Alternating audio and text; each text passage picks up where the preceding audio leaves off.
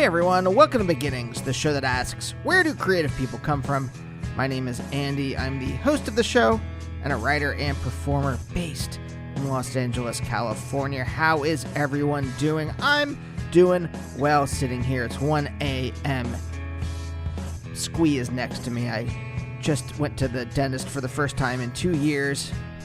First, my dentist in New York retired, and then the pandemic hit. And the next thing I know, early periodontal disease. But I gotta say, no cavities. No cavities. And I had a deep cleaning today, so that got rid of all the plaque. So I'm doing okay. Doing okay. Although after I listen to this episode again, I'll tell you what, I'll be doing great. Because today's guest, Melvin Gibbs. If you don't know who Melvin is, I'm going to read you his bio right now. A native of Brooklyn, bass guitarist and record producer Melvin Gibbs has been called the greatest bassist in the world by Time Out New York Magazine and was last year's winner of Jazz Times Magazine's Critics Poll in the electric bass category. Melvin's wide-ranging musical resume includes membership in bands ranging from the no wave of Defunct to the avant jazz of the Decoding Society to Power Tools with Bill Frisell and Ronald Shannon Jackson. Rollins Band, where he was nominated for a Grammy. Socialibrium with Rock and Roll Hall of Fame inductee Bernie Worrell. And the Zigzag Power Trio with Vernon Reid and Will Calhoun of the band Living Colour. As a bassist and producer, he's worked with Femi Kuti, Gaetano Veloso, Dead Prez, David Byrne, Arto Lindsay, and Sonny Chirac. He is currently a member of the band Harriet Tubman, who the New York Times twice called the best jazz performance of the year, and his latest album, 4 + 1 = 5, from May 25th, an EP he recorded reflecting on the murder of George Floyd, was just released a little while ago. And I gotta tell you, it's great. I heard of Melvin, I think back in high school, when I got into Rollins Band. And I heard his name, just pop up all the time. And then I got sent this EP. I gotta tell you, really love it. And this was a really fascinating talk for many reasons, but I think one of the most interesting things that we get into, Melvin takes us through the very start of his professional music career, and you really see that what's needed is a critical mass of who you know. In other words, talent's important, or it can be important. It can be the deciding factor in many things. But, and obviously in Melvin's case, not to minimize it, but in Melvin's case, obviously, it's important. But also, he goes through all these people that he knew and how that got him this gig and this other gig and how that led to this thing. And I think that's really interesting to know that this is not a meritocracy. No art form is. So I hope you enjoy our talk. And if you do, and you want to listen to some more episodes, you can find them all on Spotify, the last 100 on whatever other podcatcher you might want to use. Now, what I like to do here in the beginning is that I'll recommend it if you like. So if you like Melvin, maybe you'll like these other interviews that I've done. You know what? I thought, what if I just did a little survey of the 80s downtown scene, whether it's acting or music or whatever. I have done interviews with these people. Bobby Previtt, Arto Lindsay, Samara Lubelski, David Harrington of the Kronos Quartet, Thurston Moore, Hal Hartley, Michael Cerveris, just a couple weeks ago, that was great, and many other writers and musicians and artists and performers and stand-ups and actors.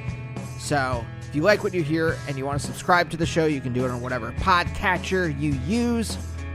I'm on Twitter and Instagram at Andy Beckerman, and I gotta say, great episodes coming up. Lou Barlow, I just talked to Michaela Watkins, who's brilliant. Robert Popper, the wonderful British writer. Terry Riley, I would say paradigm-shifting modern composer Terry Riley. So stay tuned for those. But for now, let's talk to Melvin.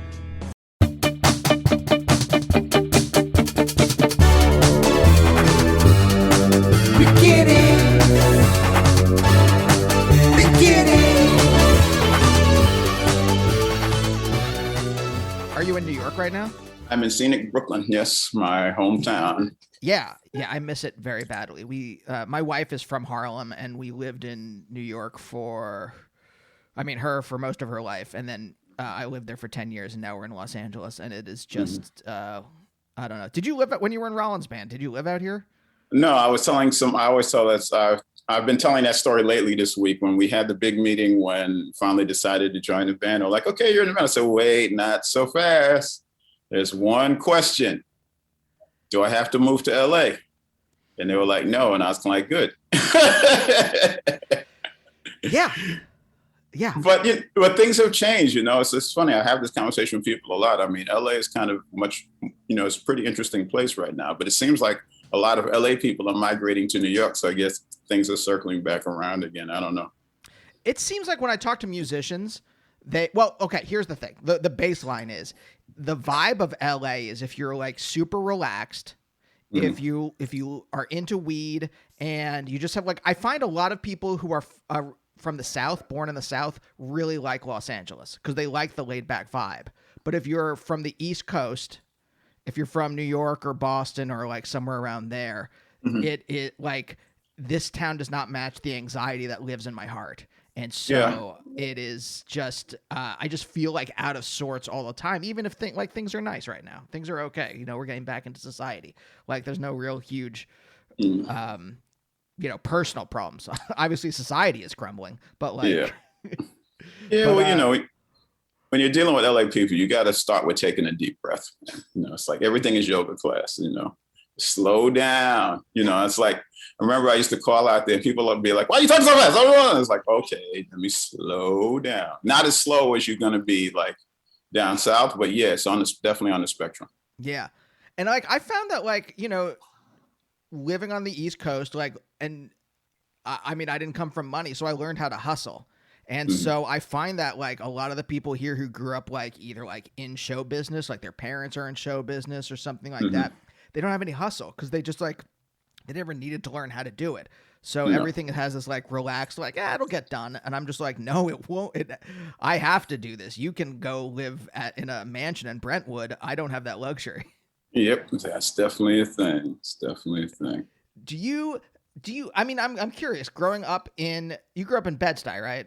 No, I grew up, when I was a little kid, we lived in Bed-Stuy. And towards the end of third grade, we moved to a neighborhood now they have just changed the name of the neighborhood. It is now called Prospect Park South. It's basically, I lived on the border of two neighborhoods, two old school neighborhoods, one Flatbush, the other Ditmas Park. So I used to claim Flatbush when I was a kid because that's where I spent most of my time. And now they've called it Prospect Park South. Is that what you said? Now the little area that little area is now called Prospect Park South, which lets you know that the demographic is changing of the neighborhood. Yeah. When my wife used to say that white people used to get off the train at 96th Street. And then when the area between 96th and 116th started to be called Soha, South Harlem. Well, when we were little kids, me and my family used to always joke at 96th Street because that was the wall. You know what I mean? You could literally see the difference between 95th Street and 97th Street. It's kind of things that you laugh at when you're a little kid. They're not quite so funny to you when you're grown. But back then it was hilarious. It's yeah, we're going through the wall. It's kind of it's different now though. The wall has moved. Yeah, the wall. It's yeah. I mean, we saw it change around us, in Harlem at least. It's very what's the word I'm looking for? White. That's the word. Yes. I remember walking around with my dad when the Starbucks opened, and my dad just, who's not that kind of person. My dad was just not feeling it that day. He's like, yo, what's going on? But, things changed. It is what it is. Well, are you pretty okay with it? This is, I guess the question, the deeper question is are you a relaxed type of person? You seem, at least talking to you for 10 minutes, you seem a relaxed type of person. You seem like a person that might fit in Los Angeles. I'm relaxed about certain things at certain times. And other times I'm the opposite of relaxed. So as long as the situation stays relaxed, it will be relaxed. But if things get amped up, I can amp up pretty quickly, unfortunately. Unfortunately, depending on the circumstance. Oh, nope. That's right to my heart. I am like, yep. It's been something I've worked on in therapy for the last 10 years. Yeah. But so like, what was it like growing up? So sorry, what was the exact neighborhood again that you actually grew up in? Well, I mean, for those people who are like geography nerds, the street I lived on was the borderline between two Brooklyn neighborhoods. On one side of the street, it was Flatbush. On the other side of the street, it was Ditmas Park. Right. My family lived on the Ditmas Park side of the street, so technically I'm from Ditmas Park. So what was it like growing up there? What was it like? Period. Well, it was a drastic culture change because coming from Bed-Stuy, which was, all black neighborhood, not all black, because I had my best friend next door was Puerto Rican, and, there was like different Caribbean, not just African-American, moving to what was then a highly Jewish neighborhood, definitely white neighborhood. My family was the second African-American family on that block when we moved on that block. So it was a definite culture clash, culture learning experience. I ended up in those days, they used to like separate the kids by academic achievement, and I was always, when I cared about school, I did very well in school. So I was always in like the gifted kids class when I was young and all of that.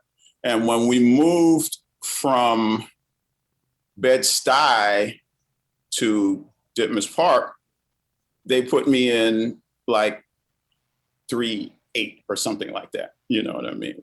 And we're talking about, that's what I'm saying. They made it very obvious. 8, if there were 10 classes, 8 was like the next, 10 was like the the worst kids. Special ed. Yeah.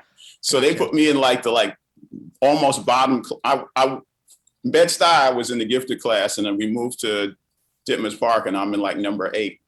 And I was kind of like, why am I here? So I did this thing where, we went on a break. It was towards, and it was like around my birthday, it's around this time of year, and I remember it very well. What I did was they had a bunch of reading books. So I grabbed a whole stack of reading books, and I did them all like in 15 minutes. And I just gave them to the teacher, like, here. And she looked at it and she just freaked out. She literally left the room. And then she came back 15 minutes later, and then they moved me to the gifted kids class. So that was, that was that. And the gifted kids class was interesting because, that was the days where, all the gifted kids, well, in that neighborhood especially, it was a lot, I was in class with mostly Jewish kids. It was me and one other African-American kid. So I spent a lot of time around them. And I always tell people that Bernie Sanders is like an archetype for me. He's like the father of those kids I used to hang out with. He has that, the kids who used to go to the kibbutz in the summertime and all of that. So to me, he's a very interesting character. I mean, I met grandmas who had numbers on their arms, all kind of, real intense stuff, you know what I mean? So, but that was one side. The other side was I'm literally the first Black person that whole side of Brooklyn had ever met. So I was like that guy that,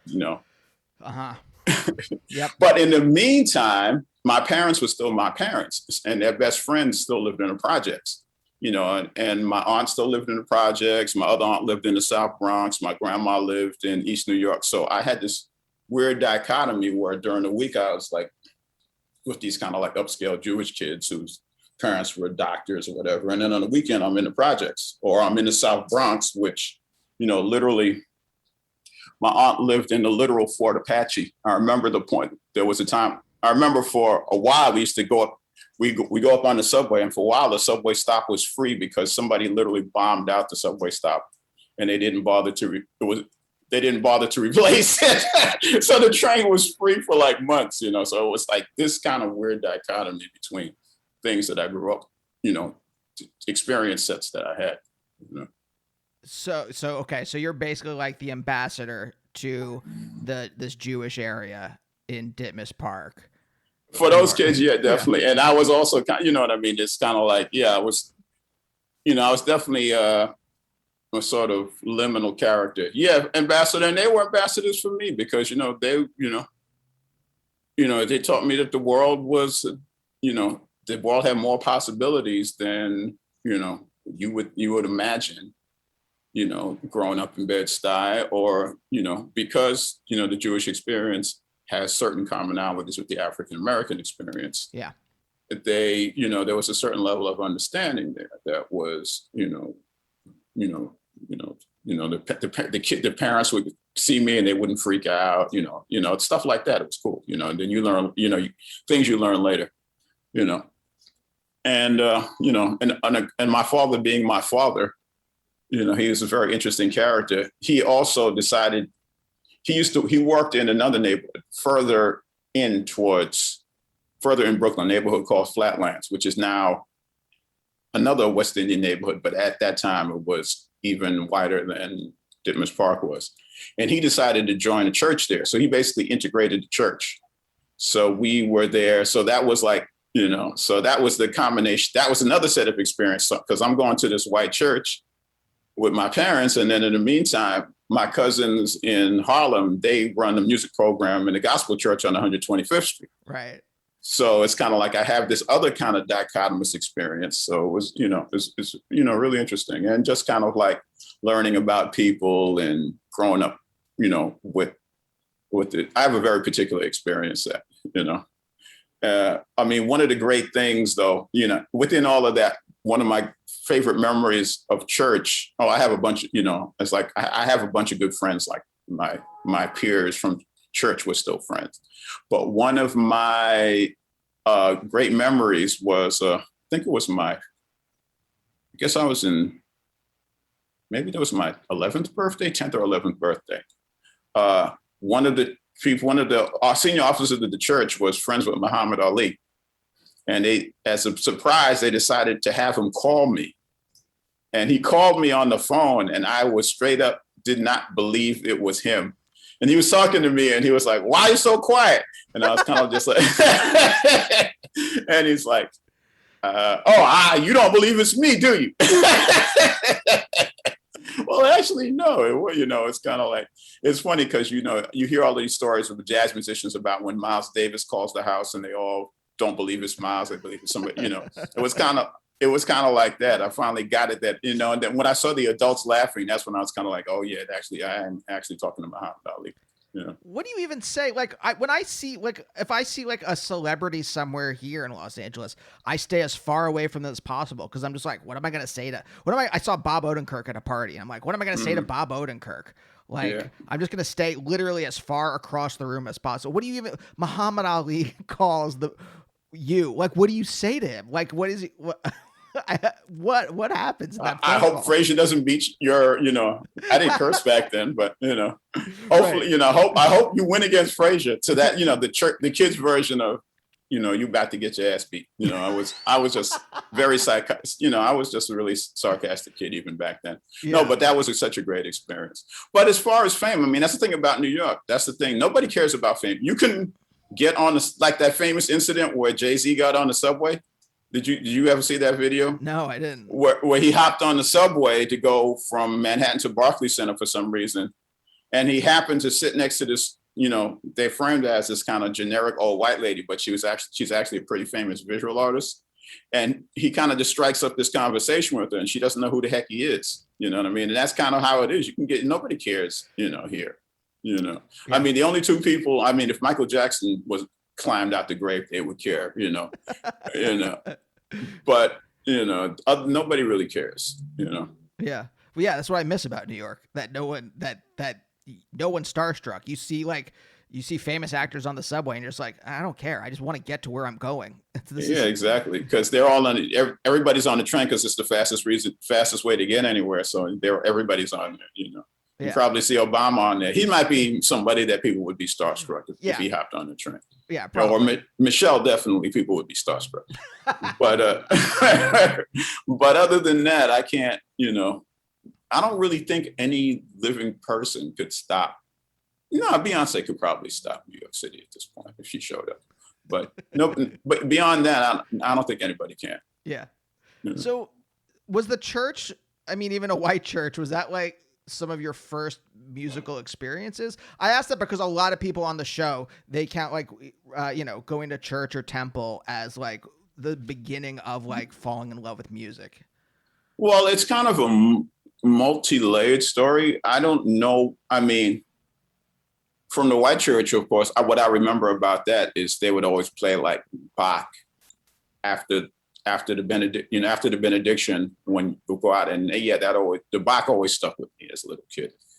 But even in school, even when I was still living in Bed-Stuy, I was always in choirs and stuff, and I was in they break the schools up into districts when you're a little kid. And when I was a little kid, I was in this district, my parents' district choir. And then when I was in middle school, I was in the All Brooklyn choir. And then my voice changed and I kind of decided to stop singing. So I didn't go to the All City Choir. So I have that kind of like choral background. The church thing, not so much.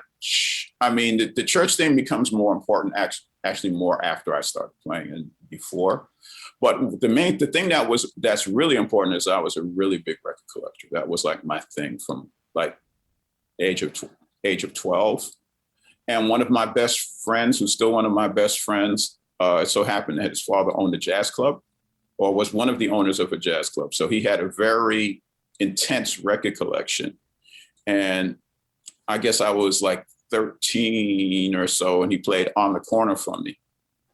And I didn't even get it the first time. I was kind of like, I thought there was like 10 songs on this record. I only hear one song, But it was a few months later, I was at another friend's house, because the thing is, Flatbush is a Caribbean neighborhood. So there's people from all over the Caribbean there. And somebody played a record for me that turned out to be King's Tubby Meets the Ragas Uptown, which was like the first time I heard a dub record. And that's when really it kind of struck me. And that's when I went back and listened to the Miles after listening to that. And then it totally made sense to me. I'm kind of like, okay, this is just basically less like a jazz version of a dub record. But as the real beginnings, I would say what I remember is being up in the Bronx at my aunt's house. And, that was, like I said, that was the days of the real broken down South Bronx, but they would have these parties, the grownups would have parties where they would literally do the thing where they would plug the turntable into the street lamp, that kind of thing. Yep. And they would play like, she was a big blues head. So she would play like Bobby Blue Bland and B.B. King, soul jazz, like, Cannonball Adderley, stuff like that. And that's the kind of stuff that really stuck with me as a kid, along with the stuff that they used to play on the radio, like pop radio, like Beatles or whatever. Mm-hmm. So it's like these two contrary things. Talking about on the root level of my musical experience, I would say, what I remember from the earliest childhood would be a combination of the records my aunt used to listen to and like the car radio or whatever, And as I got older, I started doing the choir stuff. And then when I got old enough in New York City, and how the record thing started was going to visit my relatives in the Bronx. You have to change the train at 42nd Street. And when I was a little kid, there was an amazing record store in the Times Square train station that specialized in Latin music. So that was one place. So I used to just go in there and look at records and listen and play. And so I kind of started getting into Latin music. Plus, I'm going to the Bronx, which is a big Puerto Rican neighborhood. And so I started making a connection with that. I guess that was more like 11, 12. I mean, things that people think about now, it's kind of like, it would be considered borderline child abuse to let your child ride on the subway by themselves when they're like 11 years old, right? But that was just common back then. That's what we used to do. I think that was common through like the early 2000s still, right? Yeah. And now it's just kind of like you see a kid by himself, somebody's going to call the cops or whatever. But that was one. But then on the 6th Avenue stop, the 42nd Street stop on the 6th Avenue line, there was a really amazing record store in the subway station called, I can't remember, Downtown or Downstairs or Downtown Records, one of their heads knows. And they used to specialize in selling 45s. You could go in there and get any 45 you want. And this is already towards, I noticed that more Well, actually, that's kind of later. That's kind of towards high school at this point, because when I went to high school, I was going to high school in Queens. And so I had to take the subway to Queens. So I had to take the subway and the way I used to go to school was to take the subway up to 42nd Street. Oh, so it's not like the G train. You're not like going straight up. You are going, you have to go around. No, because you got to go. Well, I don't, we're going into way into deep, like New York geography. Yeah, but you take the train to the 42nd Street on 6th Avenue, then I switched to the 7 train. So being there every day, I really got into that particular record store because that was the one I would see every day. And I just started collecting 45s. This becomes important a few years later. There was also a great record store in my neighborhood earlier. Before that, that's when I was still like 12 or 13, but that I used to, a store called Titus Oaks, which I'm still friends with the people who used to work in there. And I used to just go in there and the guy would play music for you. And I just kind of started, that was my thing. I just started collecting records, And that was really the basis. And I really kind of gravitated towards that. There was another record store on Flatbush Avenue that I can't remember the name of that also sold 45s. Mm. So that was, I was a little kid. I didn't have like budget for albums, so I could buy 45. So I would just go and buy, 45 every week, and I just started collecting them, Yeah. And I think it's interesting. There's a theory I have on this show that I think a lot of the most interesting art happens at the intersection of different things, either different genres or different cultures. Mm-hmm. And I think it is interesting that you grew up, in a Jewish neighborhood. You are, going to different like Puerto Rican neighborhoods. You are collecting music from different cultures. And at the same time, you're also, you're a gifted student. And so there's both this kind of the gifted classes that I went to when I was in the 80s were I went to an okay high school in Pennsylvania, or an okay junior high in Pennsylvania. And they were just once a week, every other week, I think it was, you would just go for the morning and you would just go do activities. But what I liked about those was that they were all creative activities. So they really let you just kind of open up your mind. So you have that kind of foundation. And also, I think part of whatever the category of gifted is, it's you have a capacity for analyzing things and putting things together. At least that's what it was in my case. I don't know if I'm speaking for you, but was that what it was like for you? Yeah, I didn't think thinking about it now. Yeah, it's just a question of that. I had a very particular circumstance, and I would even say, as far as the multicultural thing, Ditmas Park, Flatbush turned from being this kind of Jewish, Irish, kind of white neighborhood into a 100% Caribbean neighborhood over the course of 4 years. It's like I said, we were the second when I moved there in, I guess, like I said, the end of 3rd grade going into 4th grade. And by the time I got out of middle school, which was equivalent of 8th grade, which was 4 years later, it was the Flatbush that you think about now. It was so it was a really quick neighborhood change. So I had all these different influences, and just on the multicultural thing, skipping up a few more years, once I started playing, I had a friend who lived on a street called Nostrand Avenue, mm-hmm. who we used to rehearse at his house. And I was walking down Nostrand Avenue in Brooklyn, and I hear this amazing music that it kind of sounds like James Brown, but it's not. And I'm kind of I go in the store, and it turns out it was Fela. And it was a place called the African Record Center in Brooklyn, who at that time were the only people that were importing Fela's music into America. So, I got introduced to his music early on as well. Oh, wow. And that also becomes important later on. I'll skip ahead. We can always come back. That becomes important because, when I started doing stuff in New York around the no wave era, I went and through some friends, I ended up playing playing with a man named James Chance, who had a band called the Contortions. Mm-hmm. And I did the first rehearsal with James, and James' question was, well, what do you think of the music? I said, kind of sounds like Fela to me. He said, wow, you're the first person who ever noticed that. You know? And so yeah, to the point of, yeah, that's kind of my secret sauce. I have all these, you know, I was like I always tell people too, when I started coming up playing, used to play like shows in the neighborhood. So if the Caribbean, you know, if the Trinities called me, I had to go play soca. Or, you know, I had one of my mentors was Puerto Rican, so he taught me how to play salsa, or you play Haitian music, and you're playing for like working people of that culture. Right. You have to play the music the way they hear it. You can't play it the way hippies hear it. So it has So it has to be authentic. Like if I'm playing a reggae gig, I got to sound like a Jamaican. If I'm playing a soca, if I'm playing a Trini gig, I got to sound like so it's like I had to really like dig into the music. And that is kind of like that's kind of one of the things that's important to the way I play in general.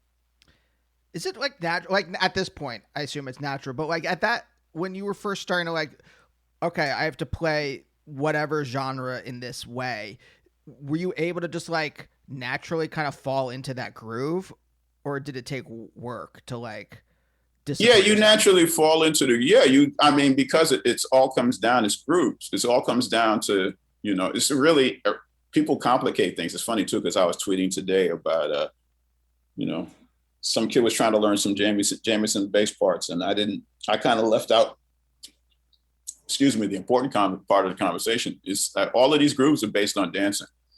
And once you understand how people are dancing to it, or you learn how to dance to it yourself, then you can kind of grok what the music is, you know. So that becomes that's the key for me. Yeah, so if I'm going to learn how to play reggae music, I got to learn how to dance to it. If I'm going to learn how to play soca, I got to learn how to dance to it. So that's just kind of, you know, if I'm going to play punk rock, I got to learn how to dance to it.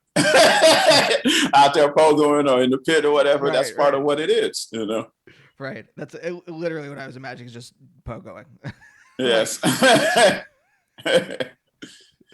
But I think the other thing that I'm kind of curious about is, are your parents from New York?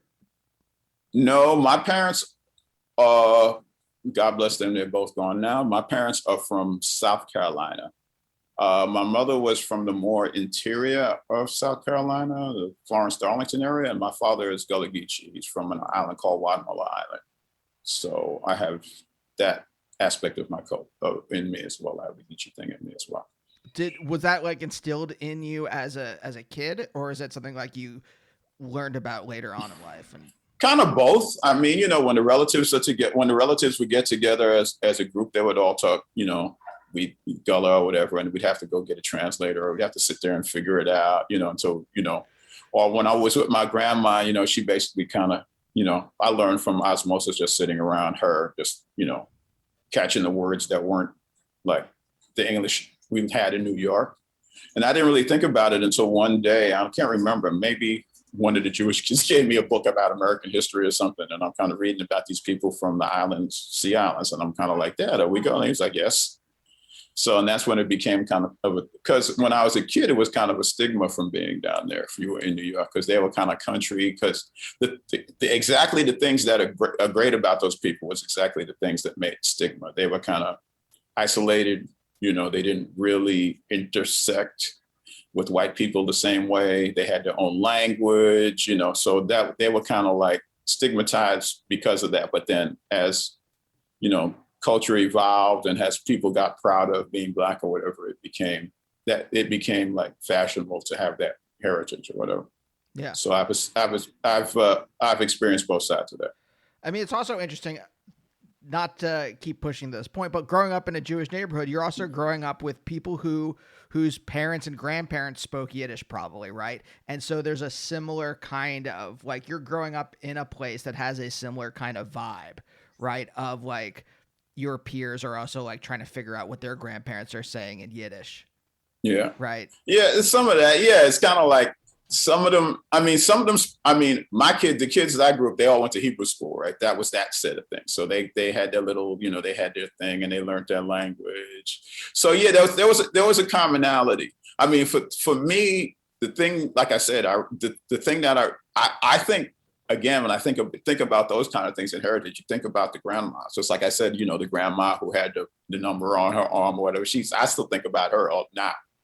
And the same, it's kind of like you think about people like that and what they carry with them, and to make sure, because she was like the nicest one to me, it's kind of like, it's kind of really interesting what people carry in their hearts from experiences. Yeah. And also, I mean, the other thing, like just the what you said, like people becoming proud of being Black. I mean, you are, I think, a kid, right, during the civil rights movement? Yeah, I wrote about this a while ago. One of my earliest memories is seeing the riots outside of, when we're still living inside, seeing buildings burning down the street. It's like, so I'm kind of like a baby of that era, yes. Because that's like Black consciousness, like that's a newer thing in the 60s into the 70s. I think. Sorry, go on. No, I would say that's the interesting thing, because Gullah Geechee people, because they were kind of separate from white people in that way, they've always kind of been, that might have been part of this. It's almost like they're almost zen about it. They don't really, they have a very interesting relationship to white people, and they have a very interesting relationship to their own culture, because their whole thing was kind of self-sufficiency. So they didn't really need, it's kind of like they were kind of off the grid. So from that side of my family, I have a certain sort of indifference, indifference and pride that is kind of inherent to, like, yeah, we don't need y'all. We're just going to do us, and yeah, but from being in the context of New York, then that's when you're struggling with the culture, and you're struggling with how you fit in, and all the different stigmas that get put on people who don't have money. Because, that was the thing. My dad was a very hardworking guy. I always tell people there was a point in life where he literally had 4 jobs. So he was hustling. So that was that stigma, I think, but then that stigma falls back into the education, and that's how it connects back up for me in terms of, lack of pride or whatever. So I guess that's kind of why I feel like I need to excel at certain things, just because it's kind of like I have that thing of like, oh, you think I can't do this? Well, guess what? I just did it. So that's kind of what I carry with me. Yeah. So, I mean, earlier you had said that, like, your relationship to the church changed as I don't know if you didn't say it exactly, but I'm going to say as you became a musician. And I'm kind of curious about what that relationship was before and after. Was your family religious in a deep faith sense, or was it just like, hey, we go to church because we're supposed to go to church? No, I went to church or a church-related activity every Sunday till I was 18. And if most 90% of the time, it was my father's parents' church. Otherwise, it was a church my aunt in the Bronx would take us to, because she would take us to these kind of like gospel convocations where there would be like 10 churches and they would be singing all day or whatever. So that experience, or the church my cousins ran in Harlem, which was just kind of like old school Baptists, with either they would have like the kind of newer style gospel with, the organ and the piano, or they even had the older style with like the guitar, what I call the Curtis Mayfield style, with the one guy with the guitar and the 4 singers, with that thing.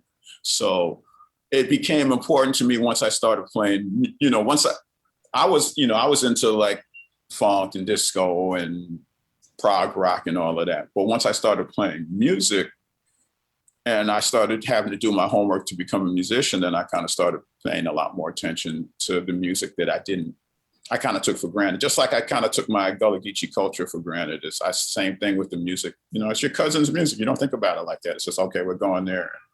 Now I'll get some chicken out of it, and I got to sit around and got to put, we got to make sure we save enough money because they're going to pass the plate 5 times or whatever.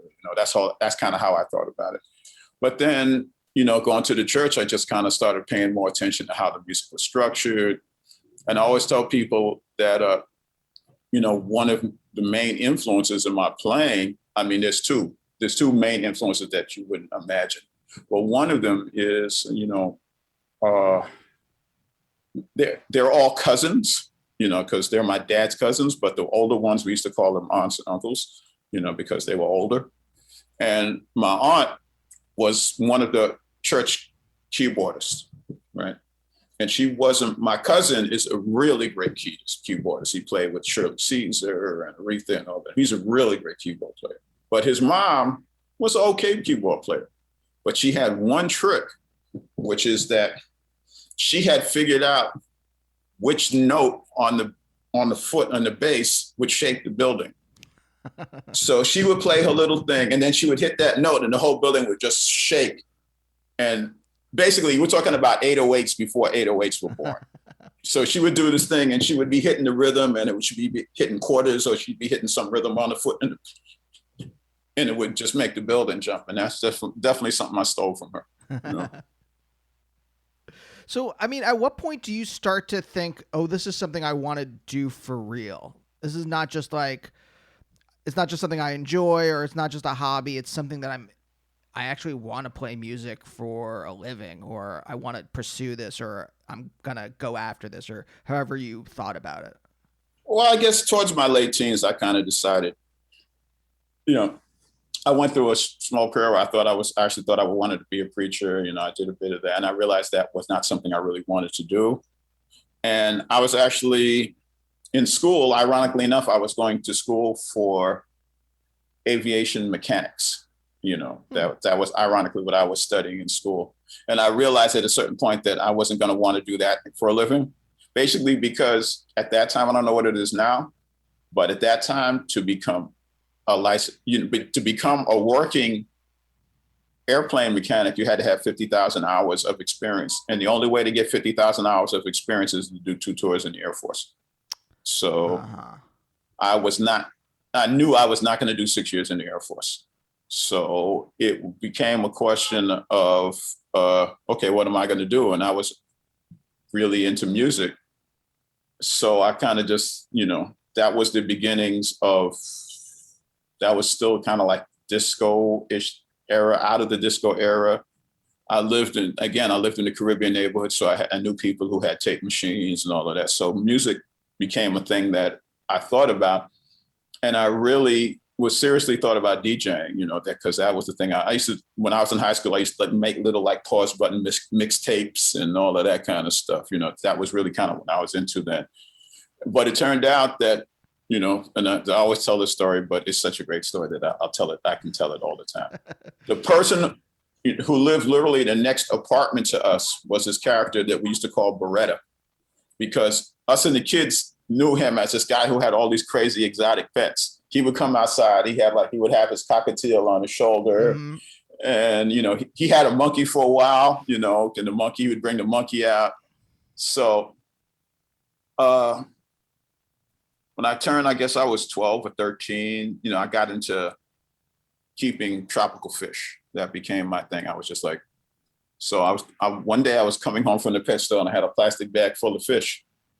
And he came out the apartment, and he came out the building. I was walking into the building, he's come out, and he saw me with the fish in my hand. And he said, "You keep fish?" And I said, "Yeah."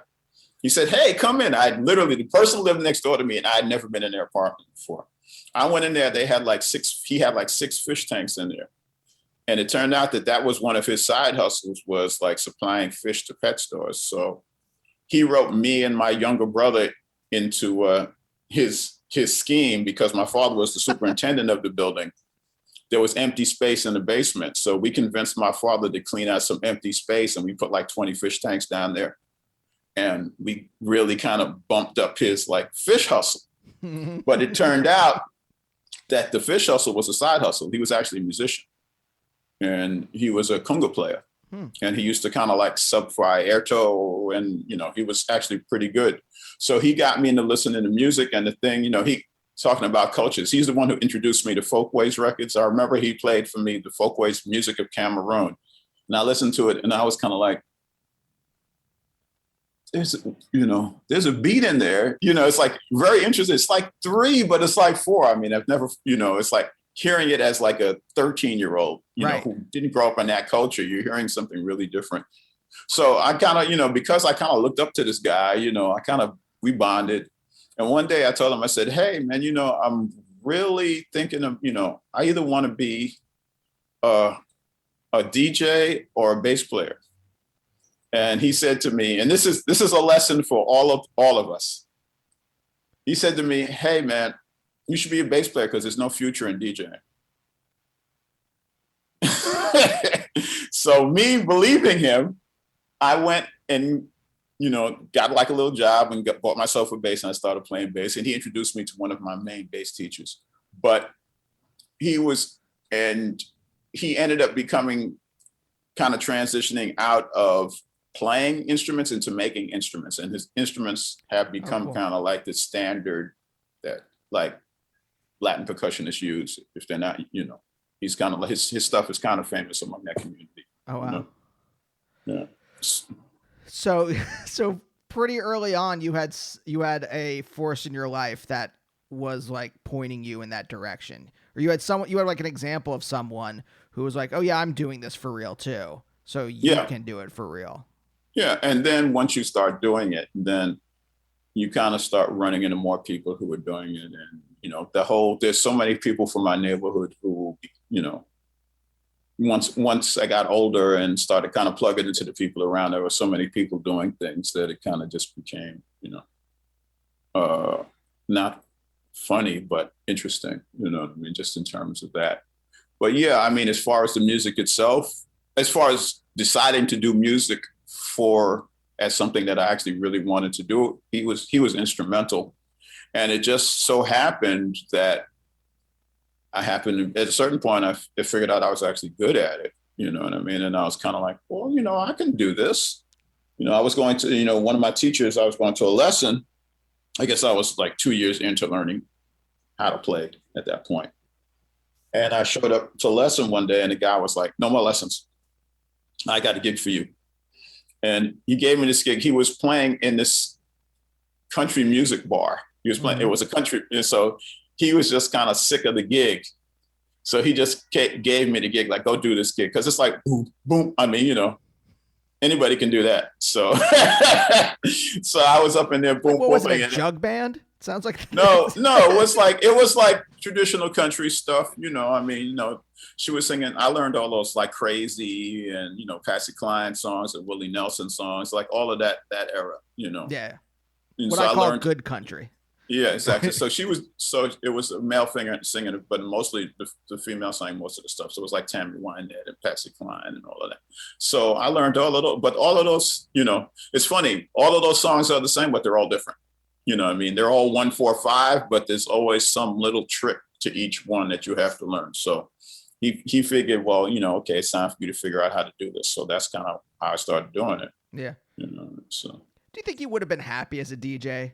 Like, I mean, it's I have friends. I actually have a very good friend who's both a bass player, and it's funny. He's a bass player, DJ, and a percussionist. So I would have been happy it's interesting. It's still that DJ culture very much informs what I do. I mean, in any case, it informs how I think about playing, and it definitely informs my kind of musical choices to this day.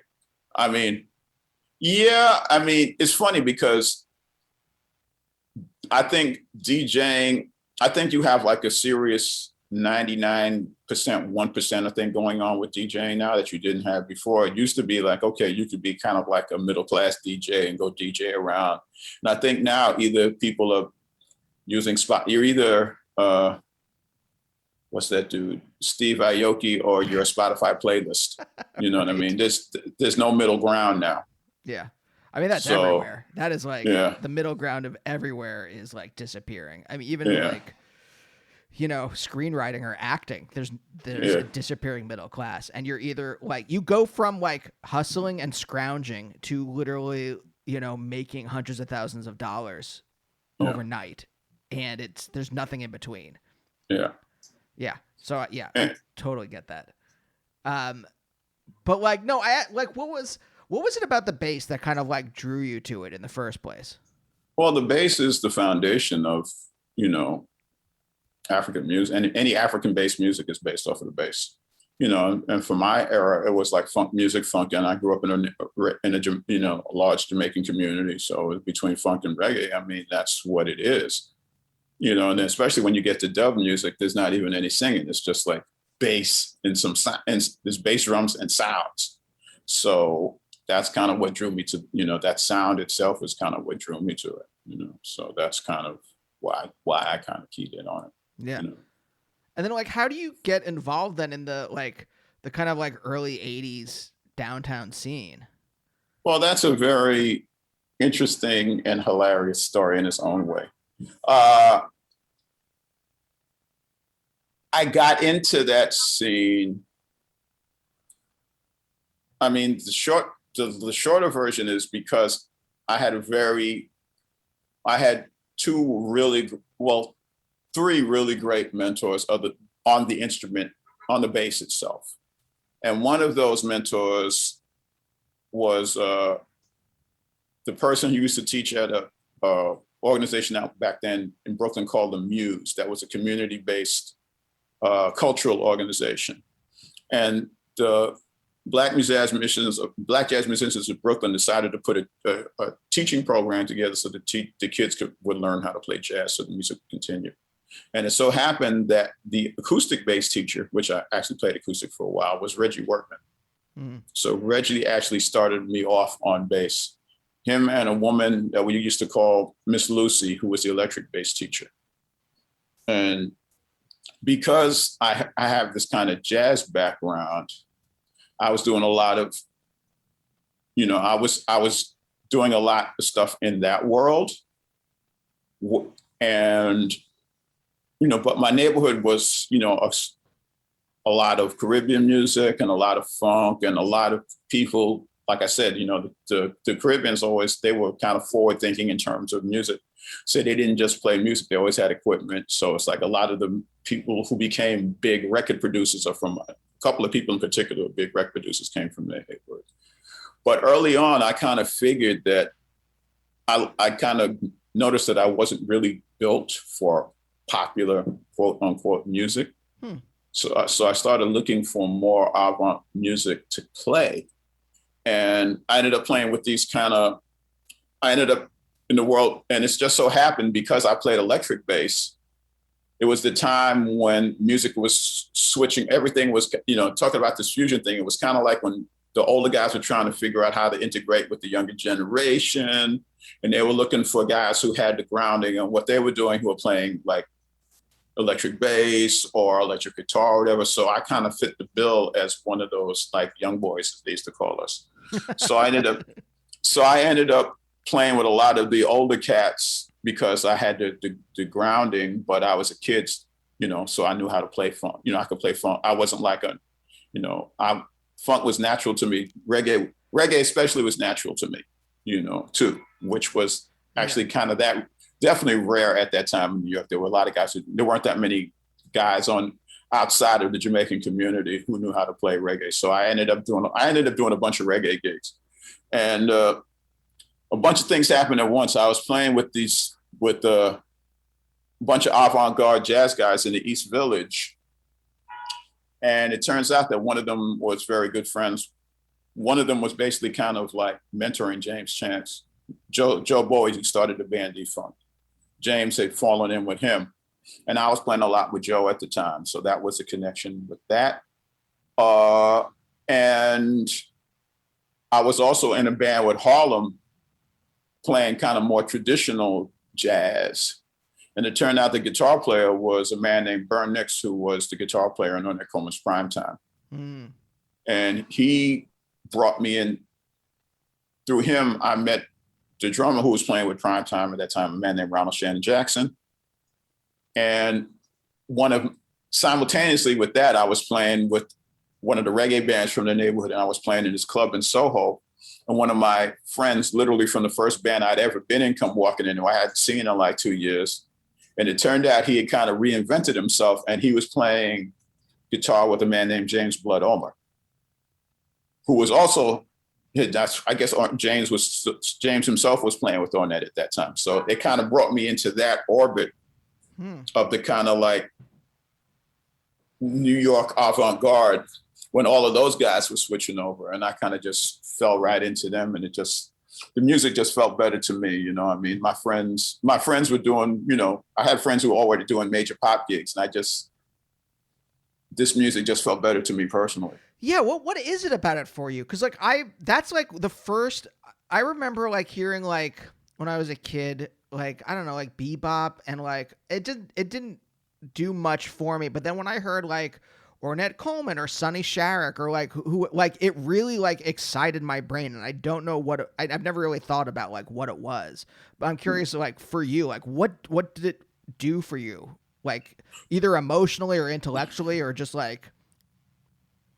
Well, it's interesting because, my guys, our set of guys, we were all like jazz fusion heads. We were it's interesting. We were either, in addition to the musics that you would expect, like African Americans and Caribbeans of that era to like, we were also very much into jazz fusion and prog rock. So if you take the jazz fusion side of it and you add in influences from people like Pharoah Sanders, who was trying to go, and Sonny and Ornette, then you have something that's kind of, interesting. That's not, for us, I mean, it's, I love bebop, but we were taught that, but that was their music. You know what I mean? That generation's music. Our music was much more kind of like electrified, but still, because they taught us, it was still in the tradition. And that's exactly why all of those guys, picked us, my set of guys when they started gigging, and it's kind of like, yeah, but I think it was the freedom, the idea that, you weren't going to just do this. No, I don't even want to say same old thing. It was more, for me, it was just, I kind of grew tired of what I call the sports aspect of jazz fusion. That kind of like, okay, how many notes can you play per second? And I just wanted something a little more, I wanted to play something with a little more emotional content. And the St. Louis guys in particular, and Ornette's music was really kind of all about that. And Ornette's music was really all about a way of thinking. Ornette's thing was really about a way of thinking about music that was just very natural for me. That's kind of why it worked for me, because it didn't, a lot of people would go to Ornette and he would, it would be some kind of like mind, expanding experience, or like he would have to like, but for me, it was just like, okay, this is just how I naturally think about music. Oh. So it's kind of like, yeah. No, I love that. Yeah. No, I totally understand that. Yeah, because I think the thing that people don't get, I think it took me until like 2 years ago to understand that Ornette wasn't trying to be a genius. He was just really trying to make the music he heard. But what he heard wasn't this thing that was, that everybody else was saying the music was. So it just kind of, it seemed like it was this out there thing, but it was just, no, it was what was in his head. And it was just a matter of trying to find a set of people that could get it out of his head. Yeah. So for me, I mean, I wasn't, like other guys of my generation. I mean, the kind of starter gigs for us were like the Harlem organ gigs. For me in particular, when I was young, I played a lot with Dr. Lonnie Smith, who ironically enough just did a record with Iggy Pop, which I found hilarious. So I spent a lot of time up there in that scene, doing that. The person who played guitar in one of the guitar players who played guitar in Defunct, he also played with Jack McDuff all the time. And they were the two big guys up in Harlem. And that was kind of like the crossover, because organ is an electric instrument. So it's kind of like, but organists don't always use bass. So when they had to play the funk, they had to bring somebody in because it wasn't their thing. So Right. that was like a lot of, that's, you know, me and Jamaluddin Tacuma actually have that in common because Jamaluddin played with Charles Earl and I played with Lonnie Smith. So it's kind of like we kind of had the same function for those guys. I mean, do you mind if I ask what your life was like at this time? Like, what do you actually like? Is every night, are you like going and playing music? Like All day long. All day all long? day long. 2-3 rehearsals plus a gig every day, you know, so that was it, you know, and I was literally in probably 10 or 15 bands. I try to do as many bands. My idea was like, if I'm in enough bands, one of them is going to be successful. So I was doing everything all the time, you know, and it's kind of like, it's funny because I'm not documented. You know, you look at the early 80s scene and, you know, it's kind of like, you look at the documentation of that time and you don't see my name too many places. But if you went around and looked at like the flyers for the gigs that were happening, and you would see my name like everywhere, because that's kind of what I was doing at the time. And now I'm from a generation where, you know, our generation, it was just much more important that you were there. I just didn't, it's not that I didn't take records seriously. It's just like I did, you know, part of it, I guess I didn't have a true, I did and didn't have a true understanding of the music business. I mean, I was making good money, but I didn't, you know, just the same thing of like, there's no pictures of me from back then. That's just the idea of documentation is not something that I really thought about that much. Yeah. I think about it, you know, obviously in the digital era where it's all about documentation, you think about it a lot more. But back then it was just like, okay, I wake up, I have a rehearsal at noon, I have a rehearsal at 4, or early, depending on if I have a gig. If I got a dinner gig, you know, then I go to the dinner gig at 8, and then I have a late night gig at midnight. Or if I have got a beach rehearsal at 10, another rehearsal at 2, another rehearsal at 5, and then a dinner gig. That was it every day. Four musical events a day. What, you know, either 3 and a gig, or either 3 rehearsals and a gig, or 2 rehearsals and 2 gigs, one or the other, every day for like 4 years or whatever. What happened? I mean, did you burn out doing that, or was it just like, was it energizing enough that you could sustain yourself? No, 2 things happened. Heroin and crack. And no, heroin turned into AIDS, and then crack hit.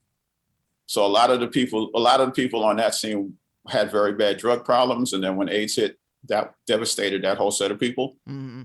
And then when crack hit, that devastated the other set of people. Right. And that kind of devastated the Harlem scene. The Uptown scene kind of disappeared at that point. So this is like the late 80s or mid 80s. Well, mid 80s. I was talking about that the other day. I guess crack hit in 84. Yeah.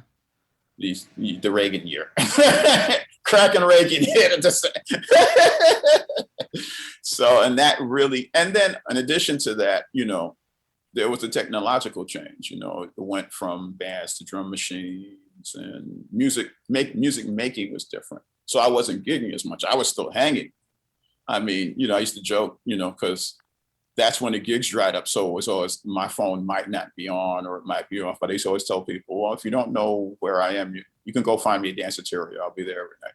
So it was like, it would be, and then, you know, and then it was a little while, and that's when kind of Def Jam started, and then Def Jam would be there every night. So then the scene kind of evolved out of, you know, the ashes of the early, that kind of downtown scene and the kind of jazz scene. And then, you know, I guess you got the whole, what I call the jazz wars, where, you know, the conservative thing came in, and like the whole, you know, the conservative jazz guys kind of squashed the avant jazz guys. And then on one hand, and then on the other side, the sort of 70s kind of communal kind of funk thing kind of bled into the kind of 80s super producer with the drum machines. And you had to have a lot more money to, you know, because equipment, a synclavier cost, you know, $150,000 back then. And $150,000 was a lot of money back then. So the whole, you know, I was talking about that yesterday too. I mean, there was like one person in the Bronx with a drum machine. So they were like the producer, you know, it was one person in Queens with a drum machine. And they, you know, so if things kind of got, that thing kind of changed, you know? Right. Like class like the class distinctions really started to separate people out? Well, I don't know. That's the other conversation that I don't really want to go too deep down that rabbit hole, because there's more than one way to get $100,000, right? Right. So Okay, it was like, yeah, so the people who had the money, and that became part of it. The people who had the money to support these things supported them. And I'll kind of leave it at that, because, Yep. Nope. I get what you're saying. So, we're right at the end of the show. Can I just ask, you played with Sonny Sharrock. Did you play with him a lot? Yes. And I basically followed him. I'll tell people, I basically followed him around like a puppy till he hired me. It's kind of like, I remember the first time I went and saw him when I was playing with Ronald Shannon Jackson. We used to rehearse at a place called Soundscape, which was on 52nd Street up on the east side. And Sonny had just made his comeback. Shout out to Bill Laswell for, bringing him back, and I guess it was one of his first gigs, and he played there, and it was like a pretty sparse crowd, maybe 20, 25 people. And it was a 2-set gig, and everybody left. And I'm sitting there and I'm talking with the band, and I'm saying, hey, I'm Melvin, blah, blah, blah, telling them, hey, my amp's back there, because we used to rehearse there. And the set was over and everybody was gone, and I was getting ready to leave. And Sonny was like, where are you going? I said, hey, man, there's nobody here. I'm going home. He said, no, we're playing the second set. So I said, I literally got my own private Sonny Sharrock concert, So I used to go basically to every gig that he would do, because, he had a band, and I love those guys, to death. To this day. Kendall's still a good friend, but, it's New York. Everybody has multiple gigs. So I knew eventually that there would be an opening where he would need to get another bass player. And I wanted to make sure that I was the first person he thought about. So eventually there was an opening where there was another gig, and he called me, and, I stayed with him for 4 years after that. And we had 1 or 2 rehearsals in that whole 4 years. Went all over the world on basically one rehearsal, and it was great. And he changed my playing. He freed me up. Just as far as thinking about music, he totally changed the way I thought about how I approached the instrument. And it was a great time for me. Do you mind if I ask how? Like, is it articulatable, or is it just like, well, no? Yeah, we're talking about mid '80s when everybody was doing slap bass, and that's how I came up. I'm from that era, and I wasn't bad, but I just got tired of it way before everybody else did. And I was just hearing this different chordal things, and hearing, I was just really into using effects and all, because like I said, I came up around the Jamaicans, so I was into that whole thing.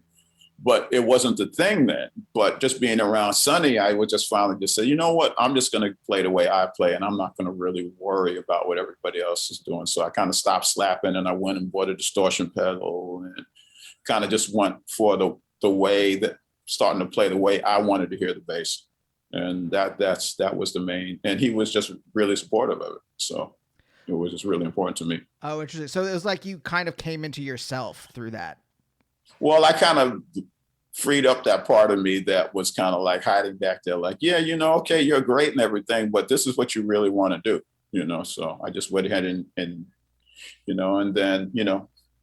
then everything kind of changed, music changed like it always does. And then the things that I was already doing became like the thing, so it just kind of became, everything kind of became congruent, because I was like, for a while, I was just kind of like that out of context dude who insisted on playing distortion on the jazz gigs, and then it went to like, oh, okay, that's just, that's the thing now, you know what I mean? So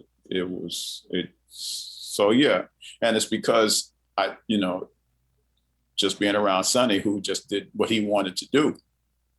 And he basically expected us to do the same. And I was kind of like, okay, I'm just going to be me, you know what I mean? So that was the important part of it. Oh, I love that. Thank you for doing this. Thank you so much. How do you feel? Good or bad? Good. Middle? Medium? No, I feel good. It's kind of like it's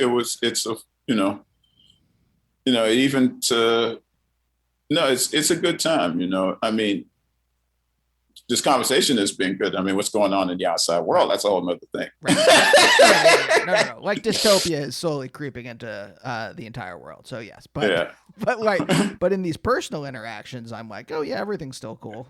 Yeah, exactly. No, and it's been an interesting conversation. Yeah, because it's really, I mean, it's true as far as what I do. It's about the point is, just the connections between just things that are seemingly disparate that just become commonplace for me. Like, even if it's a question of, okay, how do you connect Ornette Combe and Sly Stone or whatever? It's like, to me, they're the same. Okay, so that's that. You know what I mean? And that becomes a thing. And it's like, or how do you connect, I don't know, whatever, what's the connection between the Holocaust and Cuchi Fritos or whatever? It's like, whatever, man. It's like, it's a cultural thing. But what I liked in talking about this and figuring this out is like, again, you have this kind of mind that's good at analyzing that and putting that stuff together and figuring out those kind of things. I thought that was really interesting. So, so thanks for talking with me. All right. No, thanks for having me. I appreciate it. And we'll see you next time. Bye. Bye, oh, bye, oh, bye, oh, bye, oh, bye, oh, bye, oh, bye, oh, bye, oh, bye, oh, bye.